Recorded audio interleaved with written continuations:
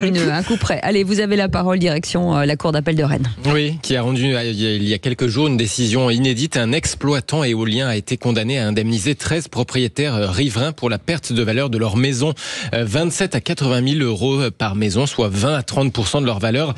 Et c'est Fabien Bouglet, l'auteur de Éolienne, la face noire de la transition écologique, qui a repéré cette décision de justice.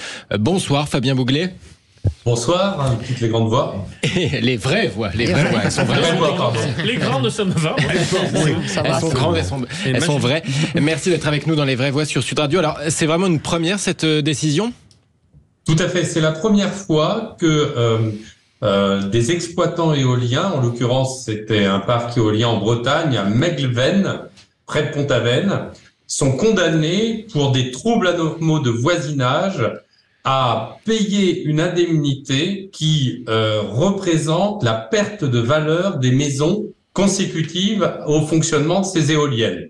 Donc c'est vraiment historique, parce que jusqu'à présent, on avait eu une décision à Toulouse qui avait indemnisé des proches de parcs éoliens pour les syndromes éoliens, c'est-à-dire le fait qu'ils avaient des problèmes de santé liés aux éoliennes. Cette fois-ci, c'est bien une indemnisation du fait des nuisances visuelles, sonores, sanitaires, et de la dépréciation immobilière. Donc c'est vraiment une décision historique de la Cour d'appel. Et en plus, c'était une class action, si je puis dire, puisqu'il y avait 13 voisins, 13 riverains concernés. C'est une indemnité globale de près de 730 000 euros, si on prend tous les indemnités globales, puisqu'ils ont été condamnés également aux frais d'expertise et aux frais irrépétibles, comme on dit en justice. On parle d'éoliennes qui faisaient un peu plus de 100 mètres. C'est pas que le préjudice esthétique, donc.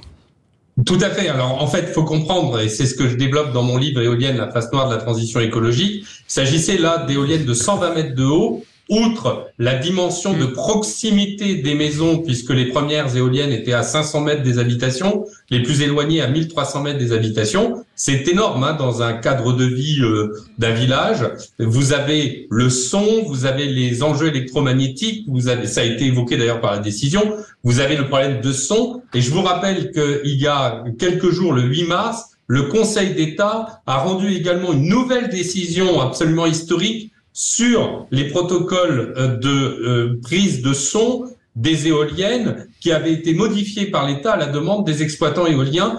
Et le Conseil d'État a annulé ces arrêtés gouvernementaux. Donc on a une grande vague de décisions jurisprudentielles qui prennent en compte les nuisances sonores et les enjeux environnementaux liés à la pollution éolienne. Donc c'est un vrai courant qui est en train de se mettre en place et que j'avais identifié depuis 2019 avec la sortie de mon livre Éolienne, la face noire de la transition écologique. Et au final, vous êtes plutôt favorable ou défavorable aux éoliennes ? Ah bon ? Je pense que... Non, mais plutôt par principe. Est-ce que c'est une question de principe chez vous ? Est-ce que c'est une question de principe ? Parce que c'est pas très clair. Et évitez, s'il vous plaît, de répéter le titre du livre qu'on a déjà entendu 3 fois. Non, mais c'est normal. C'est vrai, monsieur Drugy, vous êtes plutôt pro-pollution éolienne. C'est vrai que pour votre cas, je suis on ne peut pas dire que vous ayez été très habile dans le fait de ne pas nuire aux citoyens sur le sujet. Donc effectivement, vous pourrez les rire. Mais les victimes des éoliennes, eux, ils rivent pas. Ils vivent à côté du parc que vous avez voulu imposer lorsque vous étiez ministre de l'écologie. Donc je pense que vous pouvez arrêter de vous marrer et vous moquer des... Non, ce n'est pas le cas. C'est pas le cas. On débat sérieusement. On n'a plus le temps. Décidément, jamais 203. Non, c'est une mécompréhension, Fabien Bouglet. C'était pas du tout ce qui était dit, bien entendu. Merci beaucoup, en tout cas, d'avoir été avec nous. On fera un sujet sur les éoliennes. J'allais vous poser la seule question gênante. Non, vous la poserez pas.